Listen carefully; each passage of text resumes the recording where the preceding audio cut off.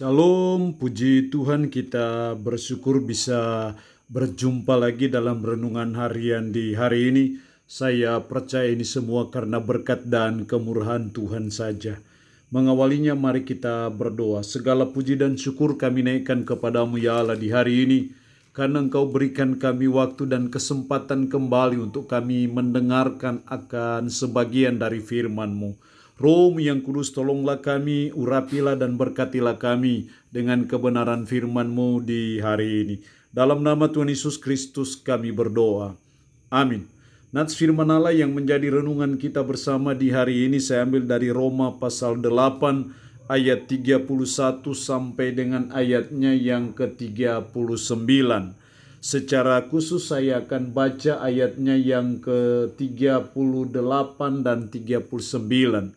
Firman-Nya berkata demikian, sebab aku yakin bahwa baik maut maupun hidup, baik malaikat-malaikat maupun pemerintah-pemerintah, baik yang ada sekarang maupun yang akan datang, atau kuasa-kuasa, baik yang di atas maupun yang di bawah, ataupun sesuatu makhluk lain, tidak akan dapat memisahkan kita dari kasih Allah yang ada dalam Kristus Yesus Tuhan kita.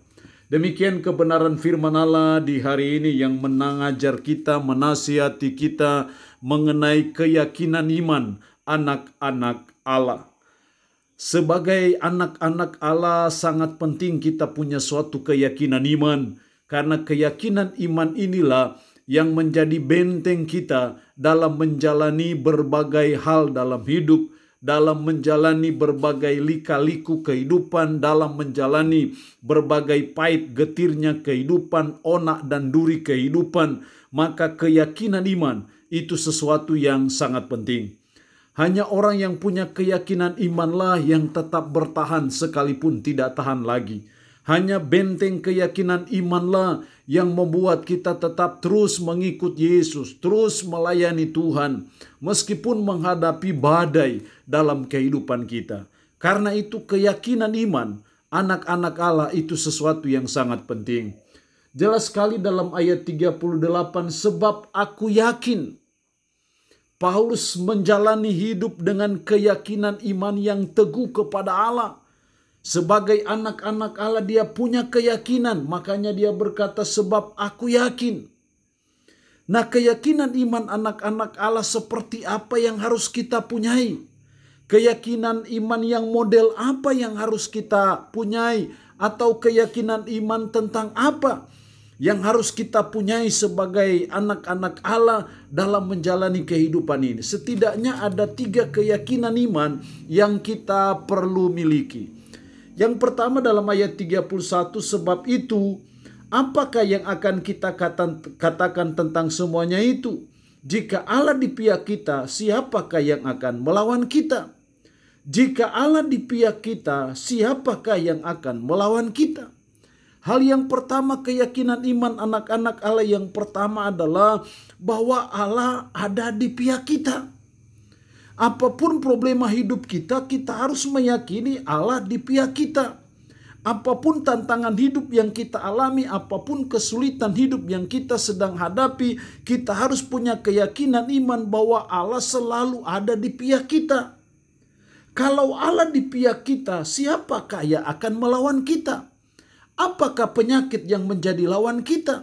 Apakah pergumulan, apakah persoalan, apakah kesulitan itu menjadi lawan kita? Kalau Allah di pihak kita, pasti Allah menolong kita. Kalau Allah di pihak kita, Allah pasti menguatkan kita. Kalau Allah di pihak kita, pasti Allah memberikan jalan keluar. Karena itu kita punya keyakinan iman bahwa Allah ada di pihak kita. Jadi ketika kita menghadapi pergumulan, jangan berpikir bahwa Allah sudah tidak di pihak kita.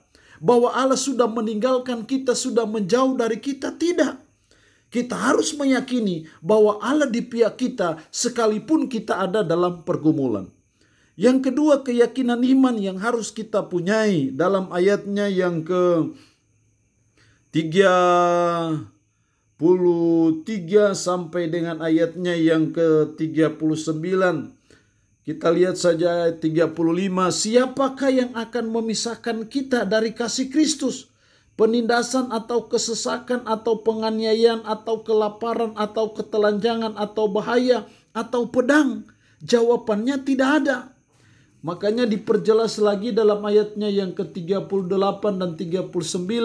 Sebab aku yakin bahwa baik maut maupun hidup, baik malaikat-malaikat maupun pemerintah-pemerintah, baik yang ada sekarang maupun yang akan datang atau kuasa-kuasa, baik yang di atas maupun yang di bawah ataupun sesuatu makhluk lain, tidak akan dapat memisahkan kita dari kasih Allah yang ada dalam Kristus Yesus Tuhan kita. Keyakinan iman yang kedua yang harus kita miliki adalah bahwa tidak ada yang bisa memisahkan kita dari kasih Kristus. Penindasankah, persoalankah, kesulitankah, penyakitkah, bahkan maut sekalipun tidak bisa memisahkan kita dari kasih Kristus.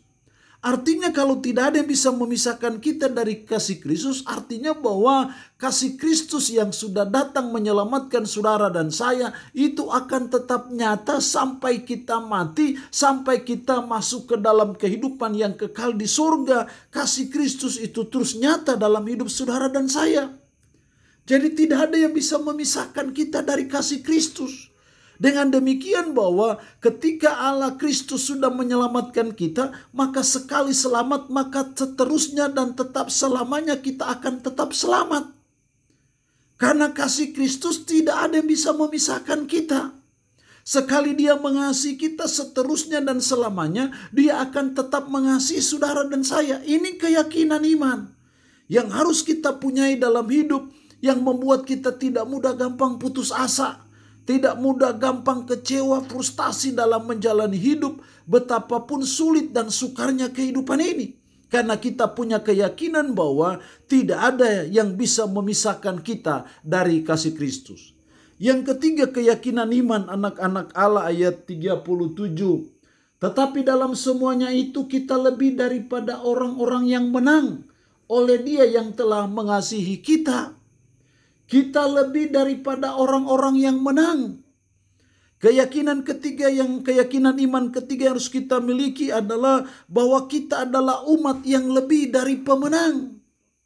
Tuhan sudah menebus kita dengan darah yang mahal di Bukit Golgota supaya kita menjadi umat yang lebih dari pemenang. Bukan menjadi umat yang kalah. Dalam menghadapi tantangan hidup, dalam menghadapi kesulitan hidup, dalam menghadapi penderitaan, dalam menghadapi virus corona, Tuhan tidak mau kita kalah.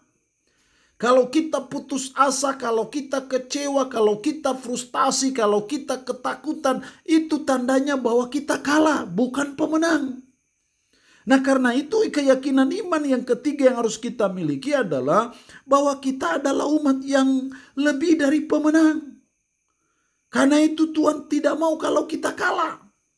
Jadi mari kita belajar sebagai umat, sebagai orang percaya untuk kita menunjukkan identitas kita, jati diri kita yang sesungguhnya bahwa kita adalah umat yang lebih dari pemenang. Tuhan mendesain kita, Tuhan membentuk kita supaya kita menjadi umat yang lebih dari pemenang. Menang menghadapi masalah, menang menghadapi kesulitan, menghadapi penyakit, menghadapi virus corona, menghadapi berbagai problematika hidup apapun. Kita harus menang, tidak boleh kalah. Jangan sampai masalah dan kesulitan itu menindabobokkan kita, membuat saudara dan saya tak berdaya dalam menjalani hidup, merampas sukacita kita dalam menjalani hidup. Sebagai umat yang lebih dari pemenang, kita harus selalu menang menghadapi tantangan dan pergumulan dalam hidup kita. Allah yang punya firman ini memberkati kita dengan firman-Nya di hari ini. Amin. Mari kita berdoa. Puji syukur untuk kebenaran firman-Mu hari ini yang mengajar kami akan keyakinan iman anak-anak Allah. Bahwa Allah ada di pihak kami. Bahwa tidak ada yang bisa memisahkan kami dari kasih Kristus. Bahwa kami adalah umat yang lebih dari pemenang. Tanamkanlah, meteraikanlah firman dalam hati dan pikiran kami dan sanggupkan kami untuk kami bisa memperlakukan firman ini dalam hidup kami sehari-hari. Terpuji-pujilah nama-Mu Tuhan. Dalam nama Tuhan Yesus Kristus kami berdoa. Amin. Shalom. Tuhan Yesus memberkati kita semua.